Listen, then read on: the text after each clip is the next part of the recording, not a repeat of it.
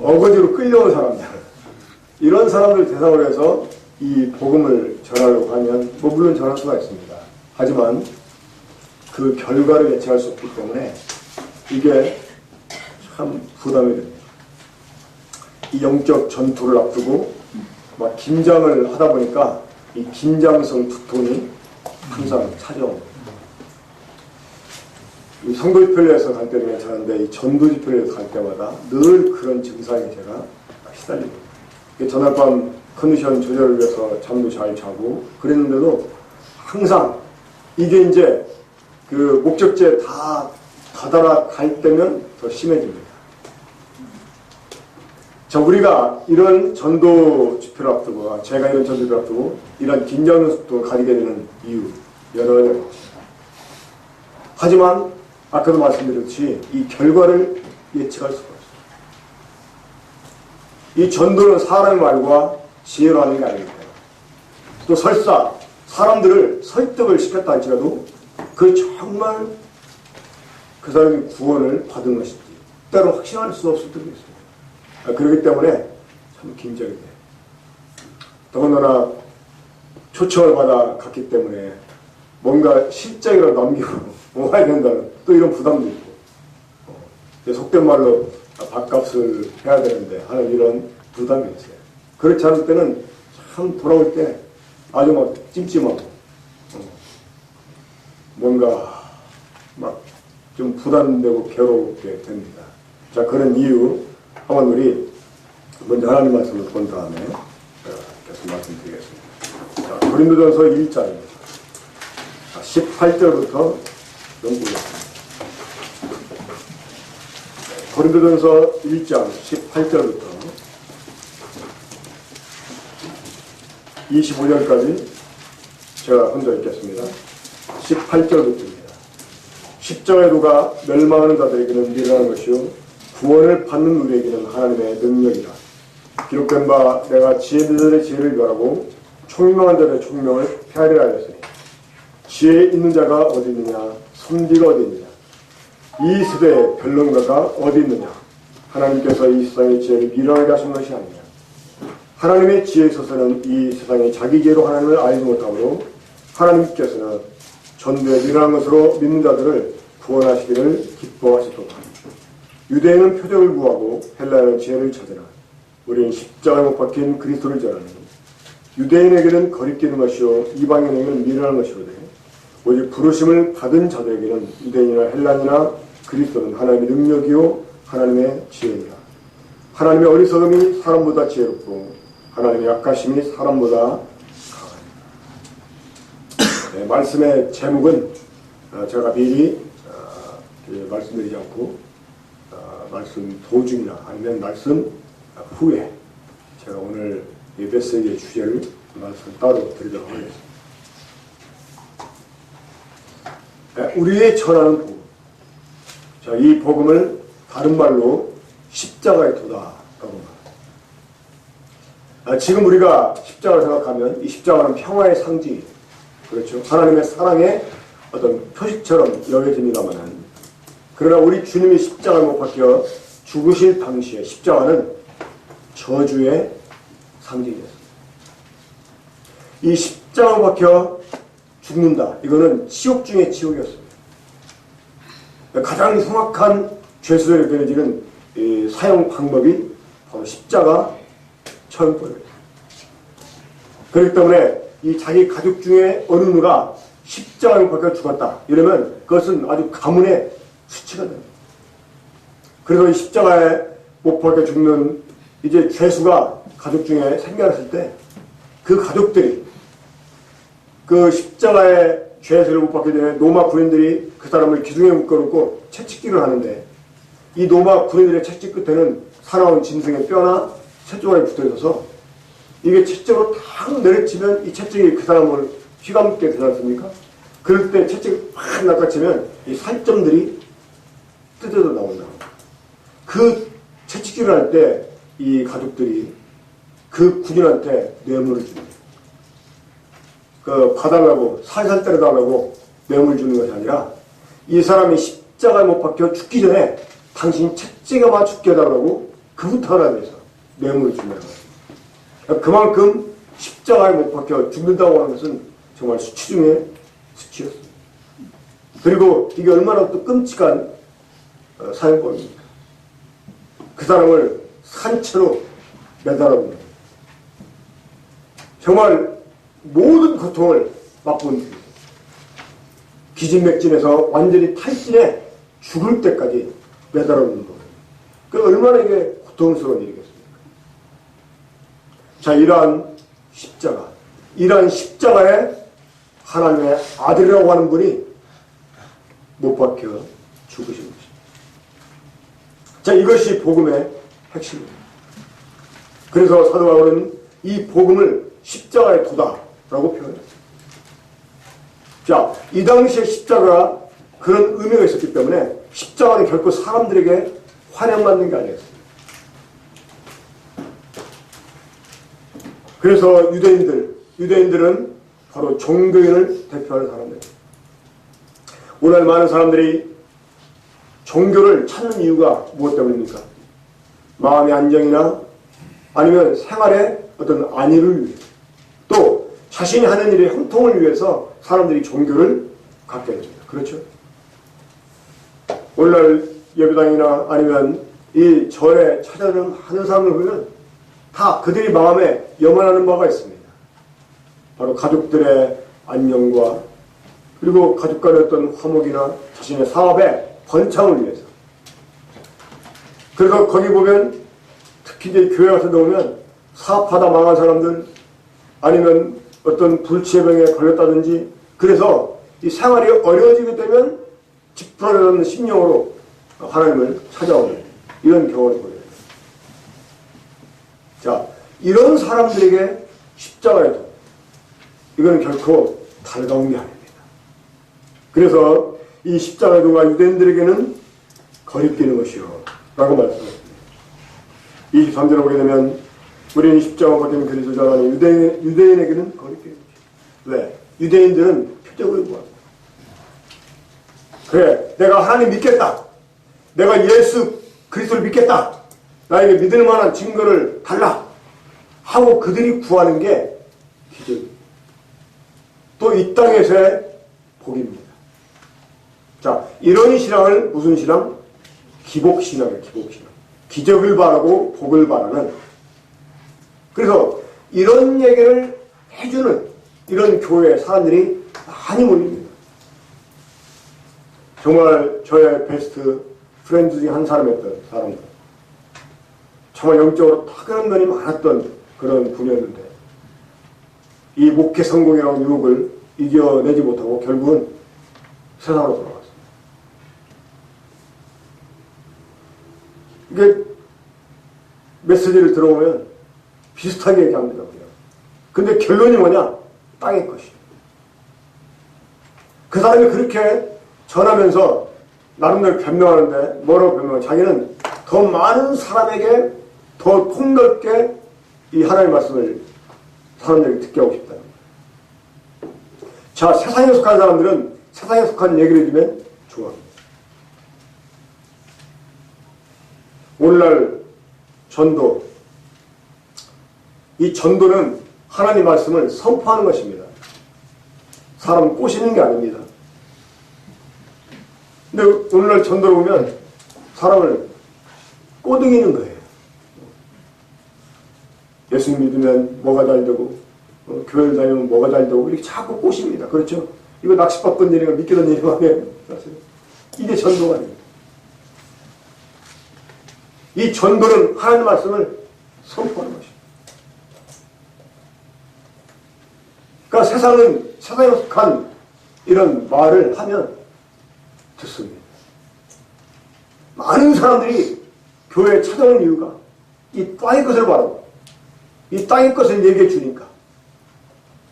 오늘날 이런 것으로 유명한 교회가 있죠. 그런 교회에서 나오는 이 주어들을 보면 그 간증란에 보면 대체적으로 사업하다가 망해가지고 그럼 막 자살을 결심했는데 누가 교회를 가져가서 교회를 갔더니 막 갑자기 앉아있는데 막 눈물이 나고 해가지고 자기 눈에 엉엉 울고 그때부터 하나님을 믿었는데 나중에 막 이렇게 복을 줬다. 또 막 11조를 하면 막 하나님이 네 창고 넘쳐서 채워주겠다고 그래가지고 그냥 그날 버는 거. 실제로 그런 사람이 있어요. 자기 신발 밑바닥에다가 딱 오늘 내가 이만큼 11조 해주십시오 하고 딱 깔아놓고 막 정신없이 뛰어다닙니다. 저 그런 얘기하면 막 딱 주잖아. 그래가지고 막 사업이 번창하고 복받아 하는 사람들이 정말 그런 걸 솔깃해가지고 자기도 그렇게 되고 싶어 하잖아. 그렇죠? 그러니까 이러한 표적을 구하고 이러한 기복신앙을 가진 사람들에게 십자가의 도는 거리껴집니다. 또 헬라인은 이 지식인 혹은 문화인을 대표합니다. 그러니까 비종교인 가운데서 나름대로 선을 추구하면서 지혜를 구하는 이런 사람들. 이런 사람들에게 십자가는 또 미련한 거예요. 왜요? 아니 하나님의 아들이라면서 하나님의 아들이라면서 자기도 못 구하는 주제에 누구를 구원해? 이럴 수 있는 것입니다. 그냥 하나님의 아들로 썼던 권세를 가지고 그 위엄을 보여주시면 사람들이 막 저절로 굴복할 텐데 왜 십자가냐는 거예요. 우리가 드라마를 볼 때 아니면 영화를 볼 때 이제 주인공이 그만 당하고 승승장구했으면 좋겠는데 뭔가 주인공이 좀 다시 보복을 하려고 할 때쯤 되면 또 꼬이게 해가지고서 또 막 당하고 나중에 이제 지나치면 지겨워져. 그렇죠? 아니, 주인공답게 뭔가 막 승승장구하면 속이 다 시원하겠는데 람보처럼. 그러니까 이 십자가의 도가 이런 헬라인들에게는 미련하게 보이는 거예요. 왜 꼭 저렴해야 되나? 왜 저렴해?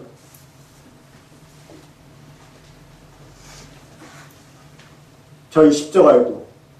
이 십자가의 도는 정말이지 사람들에게 거리낌을 갖게 하고 미련하게 보이는 것입니다. 근데 하나님의 이 십자가의 도를 전해 가실 거예요.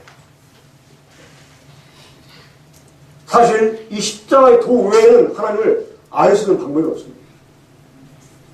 우리 한번 20절 함께 읽어보겠습니다. 고린도서 1장 20절 함께 읽어봅니다. 시작. 시인자가 어디 있느냐? 성기가 어디 있느냐? 이스라엘 변론가가 어디 있느냐?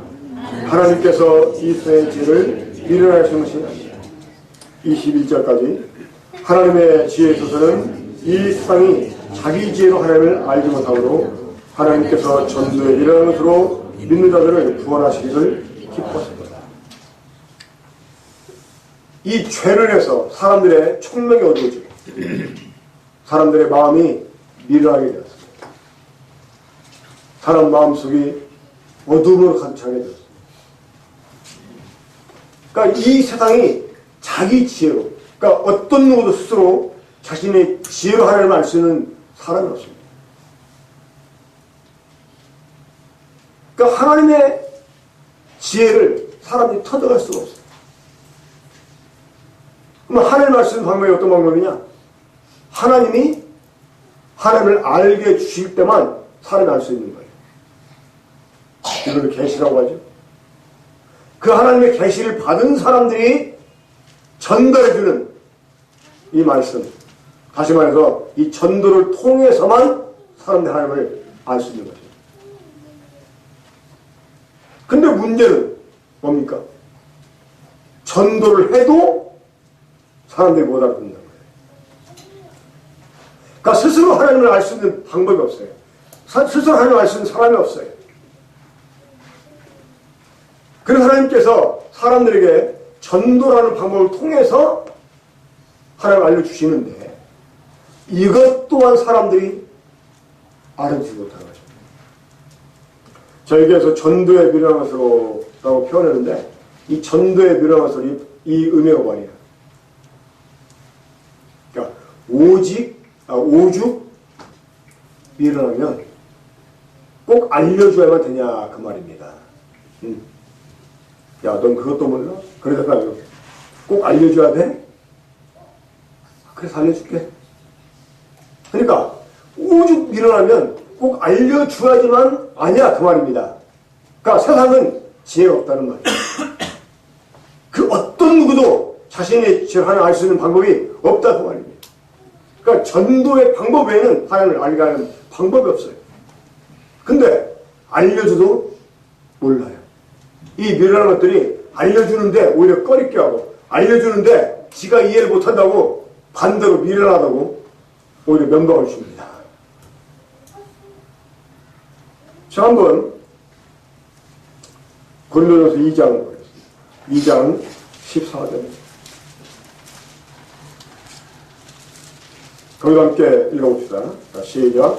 육에 속한 사람은 하나님의 성령의를 받지 아니하나니 이는 그것들이 그에게는 어리석게 보이며 또 그는 그것들을 알 수도 없나니 그러한 일은 영적으로 분별되기 때문이다.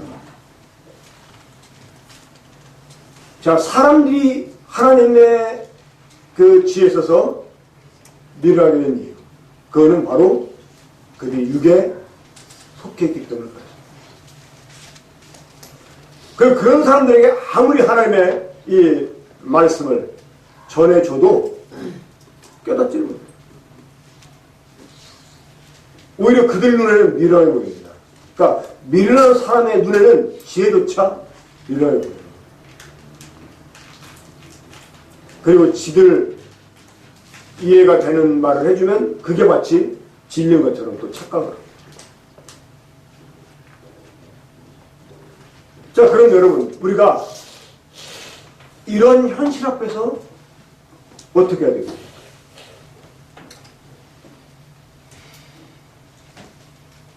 이 하나님의 지혜에 있어서는 세상이 자기 일을 하려 할 수 없으니까.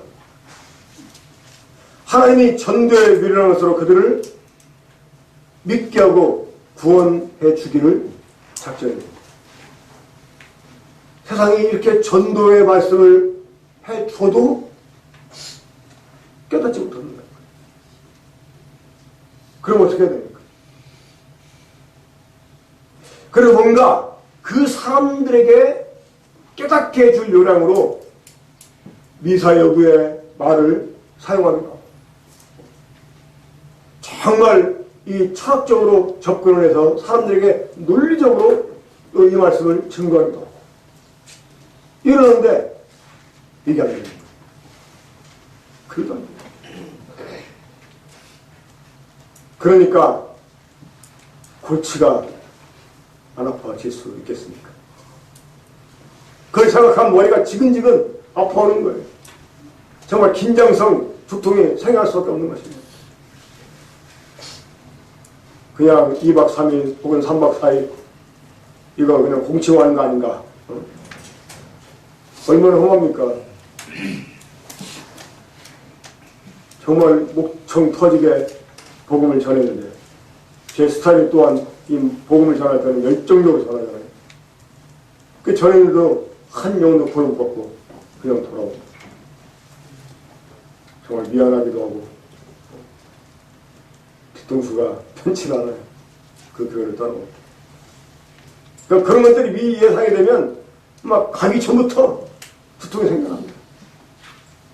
근데 이게 저만의 증상이 아니더라고요. 사도 바울도 그랬습니다. 한번 고린도서 2장 보세요. 고린도서 2장 1절부터 보겠습니다. 형제들아, 내가 너에게 나아가 하나님의 증거를 전할 때 말과 지혜 아름다운 것으로 아니하였나니 내가 너희 중에서 예수 그리스도와 그가 십자가에 못 박히신 것 외에는 아무것도 알지 아니하기로 작정하였습니다. 내가 너희 가운데 갈 때 약하고 두려워하고 심히 떨었노라. 이 사도 바울이 고린도에 이르렀을 때, 고린도에 이르러 하나님의 말씀을 전할 때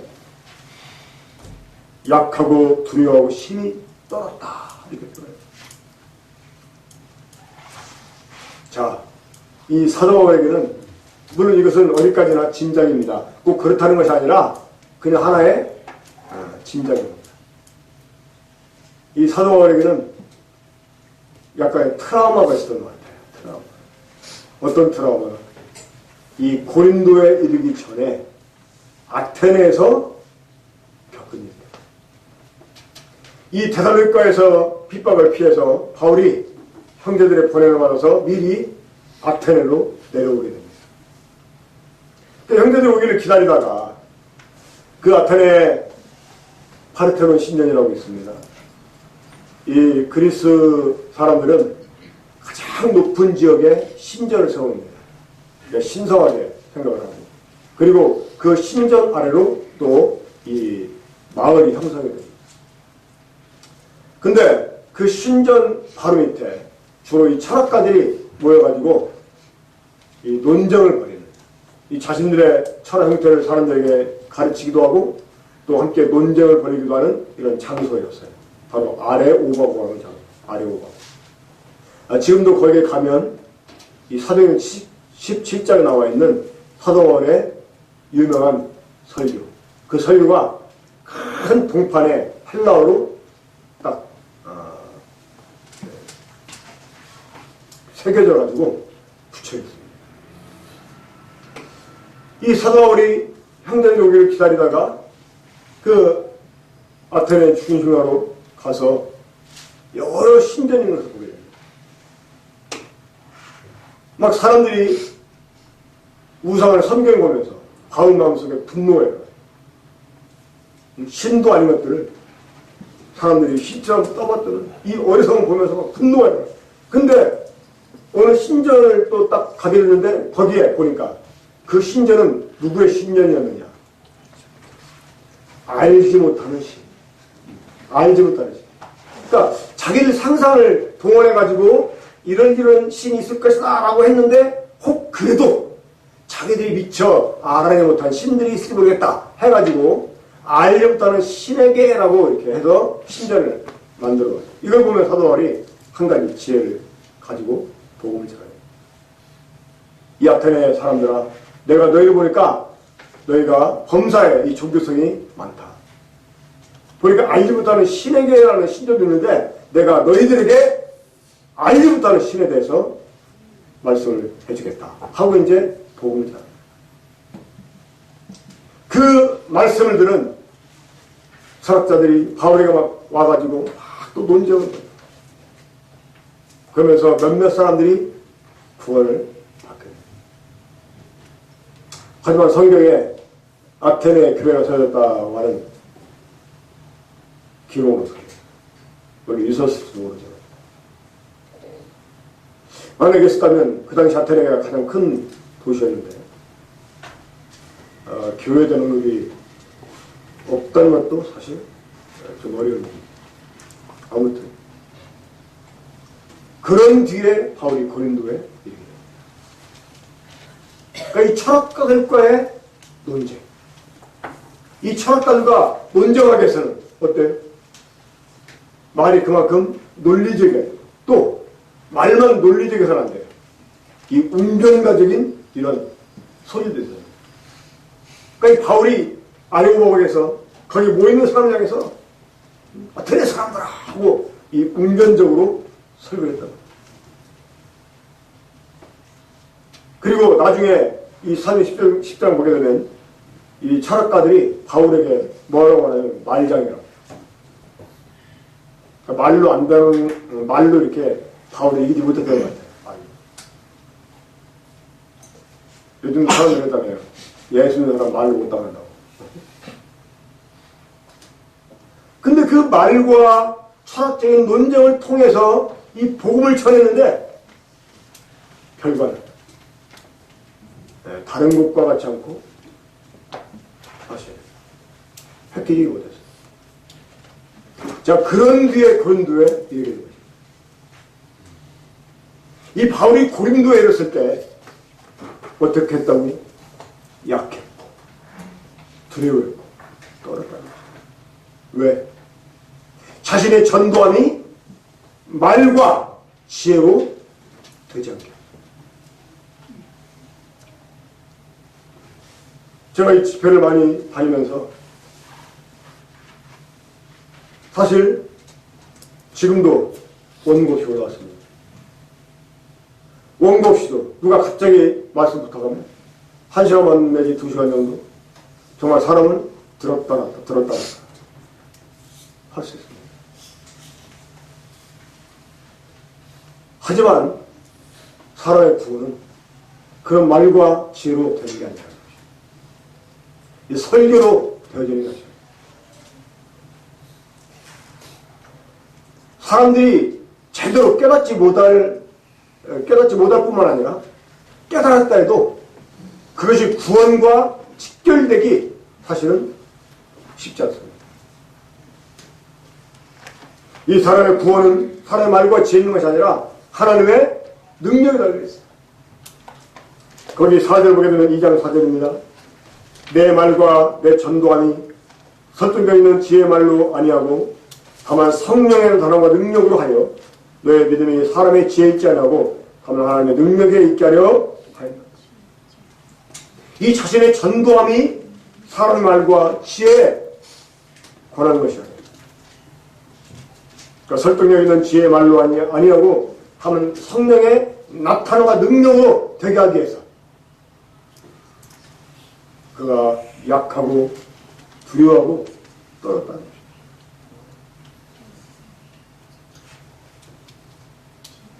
그러니까 성령보다 자신의 지혜의 말이 더 앞설까 봐 그걸 두려웠던 것입니다. 그러면서 사도 바울이 작정을 했습니다. 뭐라고? 어떻게? 이제를 보게 되면 내가 너희 중에서 예수 그리스도와 그가 십자가에 못 박히신 것에는 아무것도 알지 아니하고 작정했다.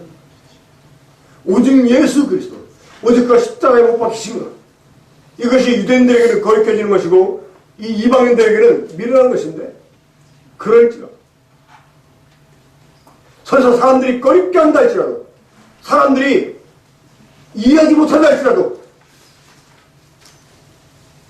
예수 그리스도와 그분이 십자가에 못 박힌 것 외에는 다른 것을 알지 않기로 아주 결심했다는 것.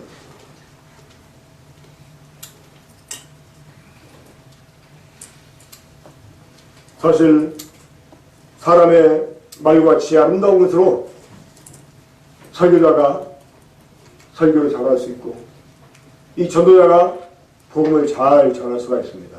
하지만 그런 말로 사람이 설득은 될지 모르지만 구원에 이르게 될 수 없습니다.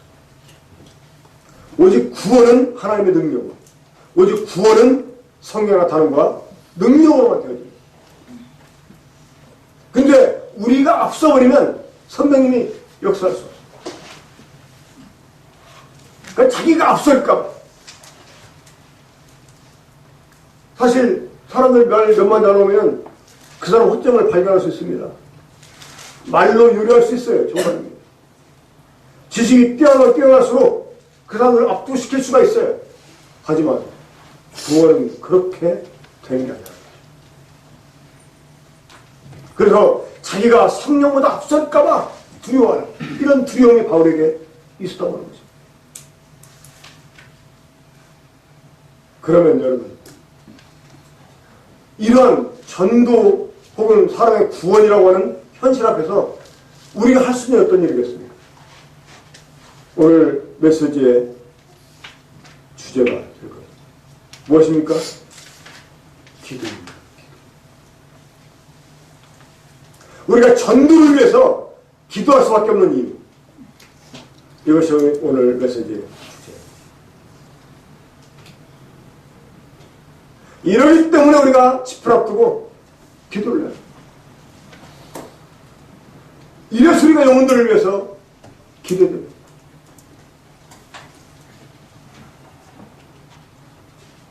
이 사람의 구원은 사람의 궁변적인 말과 논리적인 이 지혜의 말로 되는 것이야. 오직 하나님의 능력으로 이 성령의 나타남과 능력으로 되는 것이기 때문에 이 하나님의 역사를 위해서 우리가 기도를 해야 돼요.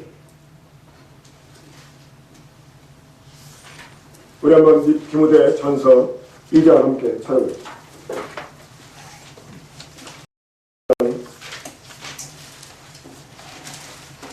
먼저 3절 디모데전서 2장 3절 4절 이것이 우리 구주 하나님 앞에 선하고 받으실 만한 것입니다.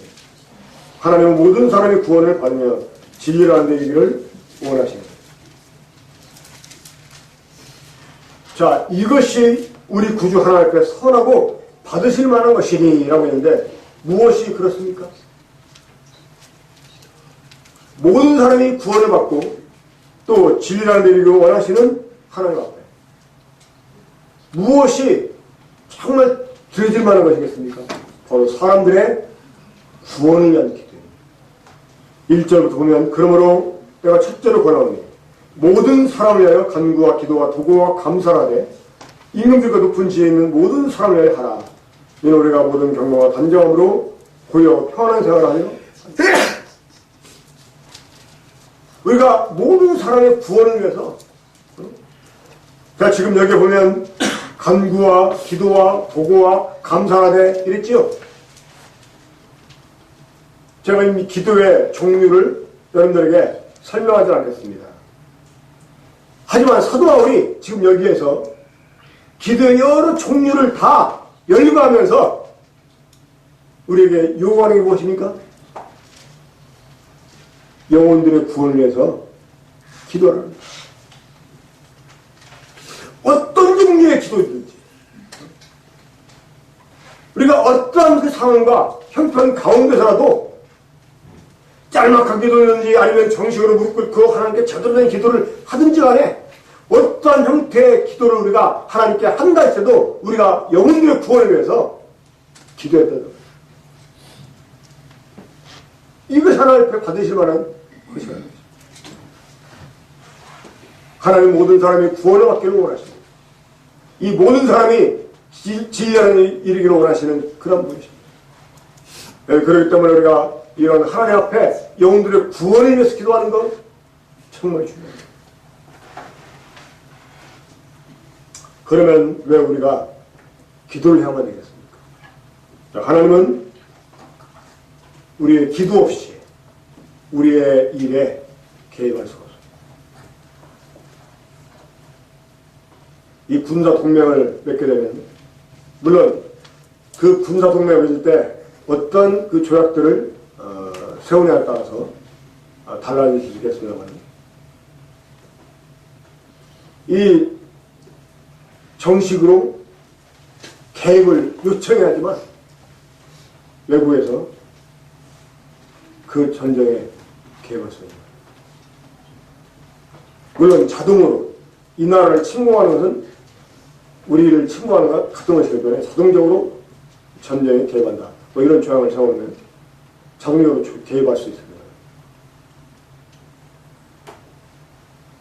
어려운 일을 당할 때 다른 나라의 도움을 요청하는 그때 개입할 수 그 요청하지 않으면 개입한다. 이거는 정말 월권입니다.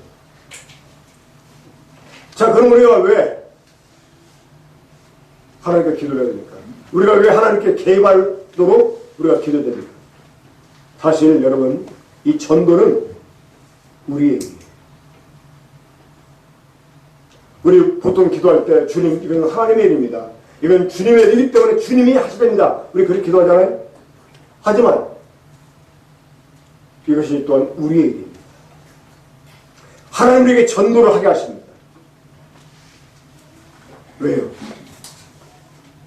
이것이 하나님 우리에게 주신 기업과 관련이 있어요. 자, 하나님 우리가 이 땅을 사는 동안 하나님 위해서 살게 되는 것. 그게 하나님 우리 보상해 주잖아요. 그렇죠? 왜 보상해 주실까요?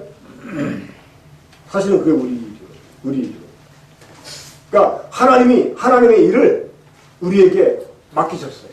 우리의 일로. 그러니까 하나님의 일이 바로 내 일이 되는 거예요. 그러니까 내 일이 되기 때문에 내가 해야 돼. 근데 그 일은 내 힘으로 할 수 있는 일이 아닙니다. 그래서 하나님의 도움이 필요해요. 그러니까 하나님께 개입을 우리가 요청을 해야 돼요. 그래야 하나님이 우리 일에 개입할 수 있고 우리의 일을 하나님의 일로 하나님 삼아서 하나님이 역사할 수 있는 것입니다. 우리 한번 에스겔 36장 37절 말씀 보세요. 에스겔서입니다. 에스겔 36장 37절. 자, 이 36장을 쭉 보게 되면 하나님이 그 멸망한 유다를 다시 회복시켜 주실 겁니다. 그들의 포로를 돌아오게 해서 다시 하나님이 예루살렘을 정말 흥하자 이런 약속을 주시는데 그 약속을 주신 끝에 이렇게 말씀하십니다. 그러니까 하나님이 그 일방적으로 약속을 주십니다. 내가 너희를 위해서 이렇게 해주겠다라고 약속을 주시는데 그 말씀 끝에 이렇게 말씀해요. 37절 함께 보겠습니다. 시작. 주 여호와께서 이같이 말씀하시느니라. 그래도 이스라엘 족속이 이같이 자기들에게 이루어주기를 내게 구하야 할지라. 그러니까 하나님이 일방적으로 해주겠다고 약속을 했다 할지라도 뭡니까? 그것이 우리에게 이루어지기를 하나님께 구해야 된다. 이해가 되십니까? 이래서 우리가 하나님께 기도해야 되는 거예요. 전도를 위해서 우리 하나님께 기도해야 되는 것입니다. 하나님 역사를 위해서 기도해야 돼요. 사실 전도하는 거 우리보다 하나님이 더 원하시는 일이잖아요. 그렇죠? 그 일을 위해 하나님을 부르지 않습니까? 그러면 하나님이 더 이해하시는 일이니까 하나님이 그냥 해버리면 되잖아요. 근데 왜 안 하신다고? 그게 우리 일이란 말이에요. 우리에게 맡기신 우리. 하지만 그 우리 힘만으로 할 수 있는 일이 아닙니다. 그래서 하나님의 계획을 우리가 요청을 해야 됩니다. 이런 이유 때문에 우리가 기도를 해야 됩니다. 사실 여러분, 여기 있는 여러분 가운데 어느 누구도 기도의 열매가 아닌 하루가 없습니다.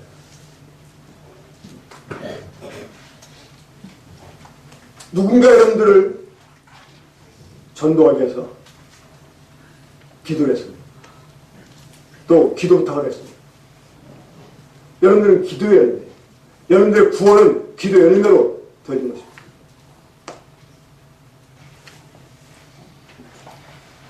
기도 없이 태어난 사람이 없어요.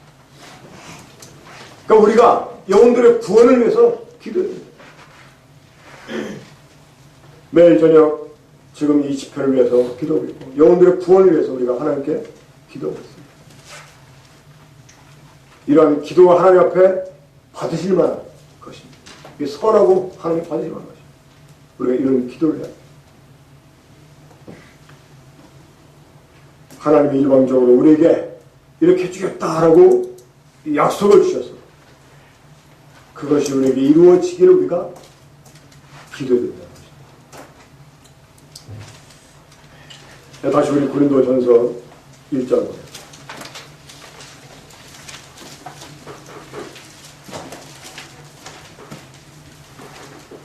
유격한 사람들이 죄로해서 지혜가 없어지고 그 총명이 어두워지고 미련하게 되었기 때문에 이 하나님의 말씀을 깨닫지 못하고 있는데 사실 그들이 이 하나님의 말씀을 깨닫지 못한다고 해서 이 하나님 말씀이 사실 잘못된 게 아닙니다. 그렇죠? 오히려 십자가의 도는 하나님의 지혜고 하나님의 능력이 됩니다. 그러니까 이 하나님의 지혜요 하나님의 능력이 되는 이 십자가의 도가 사람들에게 거리낌으로 또 미련하고 다가온 이유 그것은 그 사람들이 미련해졌기 때문입니다. 그러니까 하나님이 역사하지 않으면 안 돼요. 이 유대국간 사람들은 하나님의 영적인 일을 받을 수가 없어요. 그래서 오히려 하나님의 성령이 적극적으로 개입을 해야 됩니다. 이 개입을 위해서 우리가 하나님께 기도합니다. 자, 우리 1장 24절 보겠습니다. 오직 부르심을 받은 자들에게는 유대인이나 헬라인이나 그리스도는 하나님의 능력이요 하나님의 지혜입니다. 이 십자가의 도가 하나님의 능력이요 하나님의 지혜라는 사실이 깨달아지는 것. 이게 정말 복중의 겁니다. 이런 일이 어떻게 가능하게 됩니까? 성령의 적극적인 개입으로. 그래서 사도 바울은 성령의 나타남과 능력으로 자신의 전도가 되어지기를 위해서 약하고 두려워하고 떨었다. 이렇게 고백했습니다. 우리 한번 마태복음 16장 마지막으로 찾아보고 말씀하시겠습니다. 마태복음 16장입니다.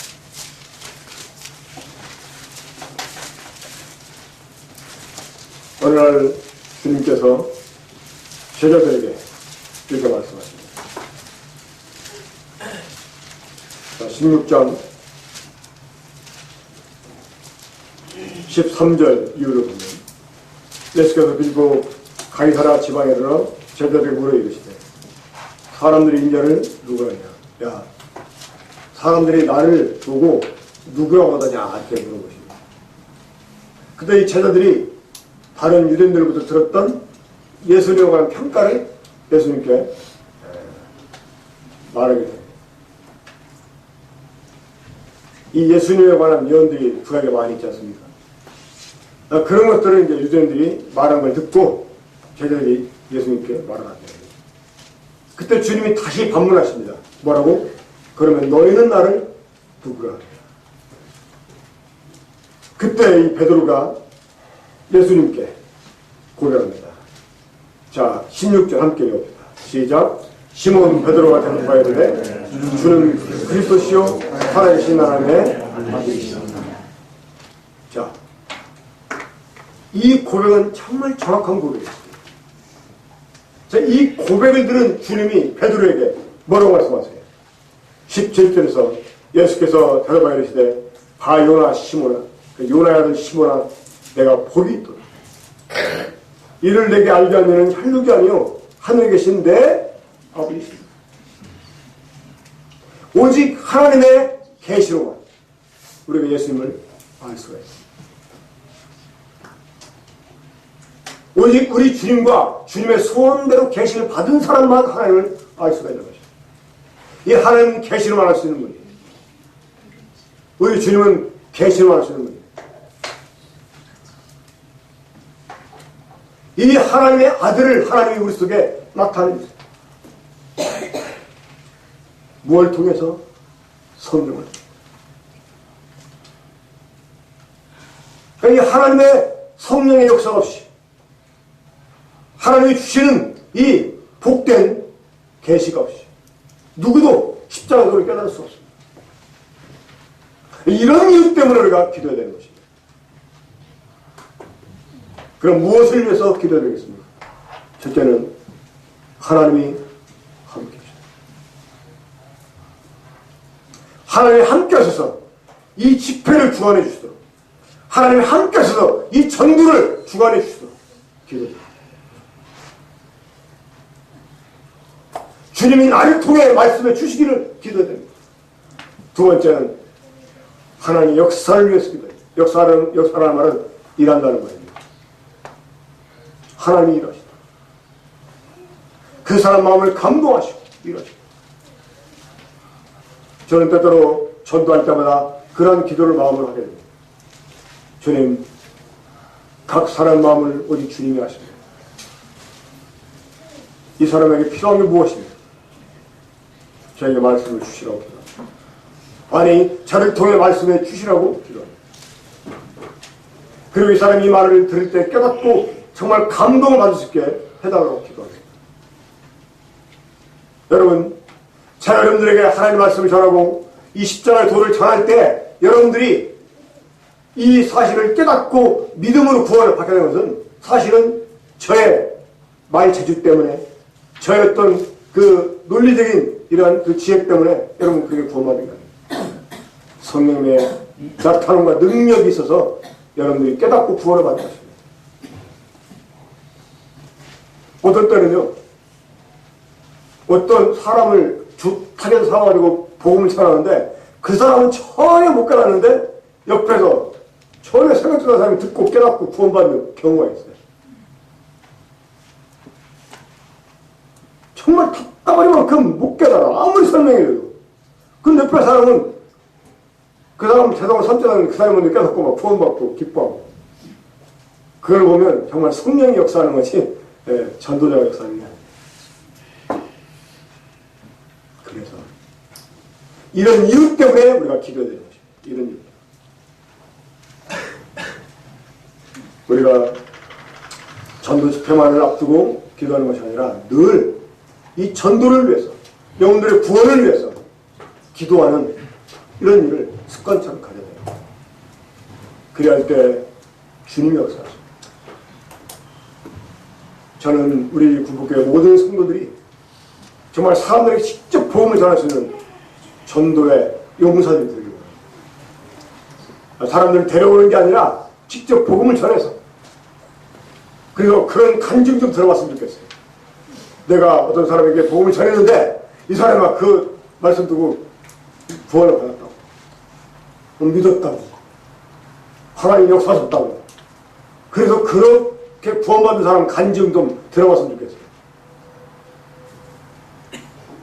나를 이렇게 누구한테 데려갔는데 그 사람이 이렇게 말씀을 전해줘가지고 구원받았다.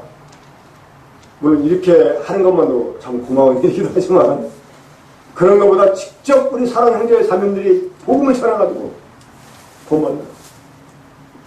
우리가 이것을 위해서 기도해야 되고요. 정말 바울 같은 심정으로 약하고 두려워 떠는 이런 그 태도를 가지고 주님의 역사를 위해 간절히 기도하면서 사람들의 복음을 전하는 이런 일들이 평상시에도 계속 이어져야만 되는 것입니다. 이런 놀라운 복을 우리 군복교회에 주시기 바랍니다. 기도하겠습니다. 우리 사랑하시는